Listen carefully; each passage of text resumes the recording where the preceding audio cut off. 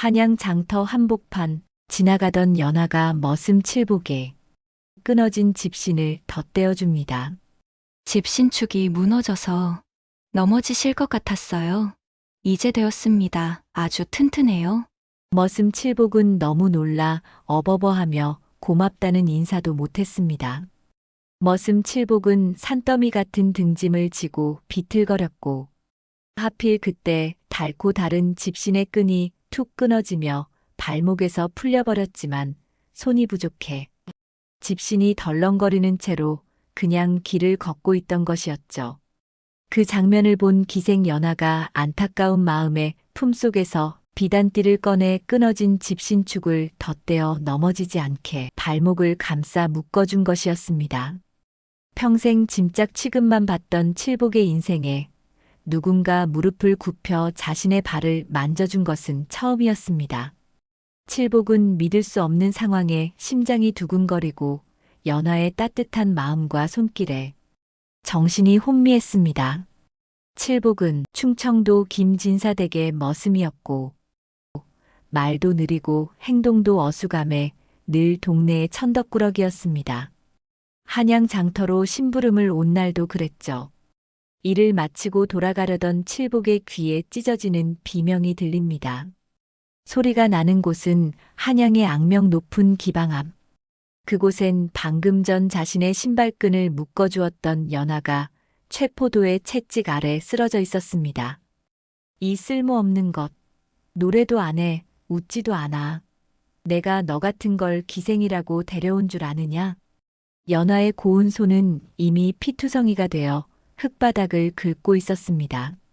칠복의 머릿속에는 오직 하나, 자신의 발목을 감싸던 그녀의 따스한 손길만이 떠올랐습니다. 칠복은 떨리는 다리로 최포도의 앞을 가로막았습니다. 그 손 치우시오. 최포도가 코웃음을 칩니다. 이 바보놈은 또 뭐야? 저리 비켜. 칠복은 품 안 깊숙이 넣어두었던 3년간 소똥을 치우고 벼슬아치들의 가마를 매며 한 푼 두 푼 모은 낡은 주머니를 꺼냈습니다. 5냥이요. 내전 재산을 드리고 이 여인 제가 데려가겠소. 주변 사람들은 경악했습니다. 미쳤어. 바보 칠복이가 기생을 산단다. 최포도는 비웃으며 5냥을 낚아챘고 연하는 믿기지 않는다는 듯 자신을 위해 모든 것을 건 바보를 올려다보았습니다. 칠복은 부들부들 떨리는 손을 내밀어 그녀를 부축했습니다. 나를 사람으로 대우해준 그녀를 위해 이제 자신이 그녀의 신발이 되어주기로 결심한 순간이었습니다. 한양에서 충청도로 내려가는 길, 칠복은 상처 입은 연하를 업고 며칠 밤낮을 걸었습니다. 발바닥에 물집이 터지고 숨이 턱끝까지 차올랐습니다. 연하는 칠복의 물집 터진 발에 천을 덧대주었습니다. 왜 저 같은 걸 위해 전부를 거셨습니까? 연하의 물음에 칠복은 그저 허허 웃으며 대답했습니다. 네. 집신끈 묶어준 손. 아프면 안 되니까요. 그 순수한 한마디에 연하는 차가웠던 마음이 녹아내림을 느꼈고 이 남자를 위해 자신의 남은 생을 바치기로 결심합니다. 마을로 돌아온 칠복과 연하는 김진사댁 뒷산 낡은 오두막에 자리를 잡았습니다. 마을 사람들은 바보놈이 기생을 데려와 살림을 차렸다며 손가락질하고 우물가 안악들은 연하가 근처에만 와도 재수 없다며 물을 끼얹기도 했습니다. 하지만 연하는 굴하지 않았습니다. 그녀는 밤마다 호롱불 아래서 칠복에게 글을 가르치기 시작했습니다. 서방님, 이 글자는 하늘 천입니다. 처음엔 붙잡는 법도 서툴러 쩔쩔매던 칠복이었지만 연하의 따뜻한 격려 속에 놀라운 일이 벌어집니다. 칠복은 한 번 들은 문장을 통째로 외우고 복잡한 한자도 단번에 그려냈습니다. 그는 바보가 아니라 세상의 매질에 눌려 목소리를 잃었을 뿐인 천재였던 것입니다. 낮에는 남들의 눈을 피해 밭을 갈고 소똥을 치우는 머슴이었지만 밤이 되면 칠복은 연하라는 최고의 스승을 둔 선비가 되었습니다. 연하는 단순한 글자가 아니라 양반가에서 배운 사서삼경과 세상의 이치를 가르쳤습니다. 칠복은 연하의 가르침을 스펀지처럼 흡수하며 점점 말의 더듬거림이 사라지고 눈빛에 정기가 서리기 시작했습니다. 서방님, 이제는 세상이 당신을 바보라 부르지 못하게 할 것입니다. 당신의 머리에는 지혜가, 가슴에는 인이 가득하니까요.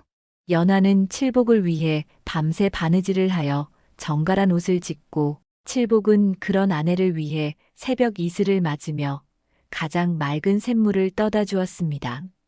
한편 연하는 칠복을 가르치는 틈틈이 산에 올라 약초를 캤습니다. 의원 가문의 딸이었던 그녀는 마을에 역병이 돌거나 아이들이 열이 날 때 아무도 모르게 약을 지어 문 앞에 두고 갔습니다. 사람들은 처음엔 기생년이 준 약이라며 버렸지만 김진사의 외동아들이 사경을 헤맬 때 연하가 직접 지은 약으로 목숨을 구하자 마을의 분위기가 반전됩니다. 바보 아내가 아니라 하늘이 내려준 선녀였다. 소문이 퍼지며 두 사람을 향한 멸시는 경외심으로 바뀌기 시작했고 칠복의 등은 더 이상 굽지 않았습니다. 칠복이 제법 그를 깨치고 마을의 신망을 얻어갈 무렵 불길한 그림자가 마을에 들이웁니다. 한양에서 연하를 짐승처럼 부렸던 기방주인 최포도가 그를 가로채려던 탐관오리 박참봉과 손을 잡고 나타난 것입니다. 그들은 군졸들을 거느리고 칠복의 오두막을 포위했습니다. 이 바보놈이 감히 국법을 어기고 양반가에서 도망친 노비 연하의 가문이 몰락하며 노비 신분으로 전락했다는 억측을 가로채 숨기고 있었다. 박참봉은 연하의 빼어난 미색과 소문난 학식을 보고 그녀를 자신의 첩으로 삼기 위해 무고한 죄를 뒤집어 씌운 것이었습니다. 칠복은 연하의 앞을 가로막았습니다. 이 여인은 내 아내요. 정당하게 돈을 내고 샀단 말이요. 하지만 박참봉은 비웃으며 칠복을 발로 걷어찼습니다. 바보놈의 말을 누가 믿겠느냐? 매질에서 끌고 가라. 칠복은 관아로 끌려가 차디찬 바닥에서 곤장을 맞으면서도 연하의 이름을 불렀습니다. 살점이 떨어져 나가고 의식이 희미해지는 순간에도 칠복이 지키려 한 것은 자신의 목숨이 아니라 자신의 신발끈을 묶어주었던 연하의 고결한 손길이었습니다. 한편 연하는 박참봉의 수하들에게 붙잡혀가면서도 칠복을 향해 외쳤습니다. 서방님, 굴하지 마세요.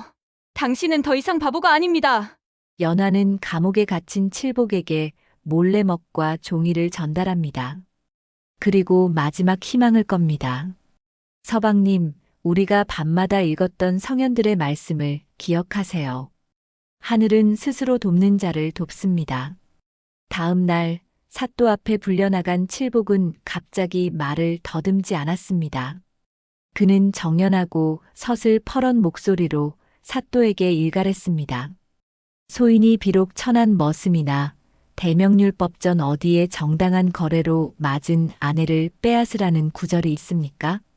칠복은 그간 연하에게 배운 논리로 박참봉의 비리를 조목조목 따졌고 그가 최포도와 짜고 문서를 조작했음을 밝혀낼 결정적 증거 연하가 미리 준비해둔 가문의 신원 문서를 제시했습니다. 하지만 박참봉은 권력을 이용해 사또를 압박합니다.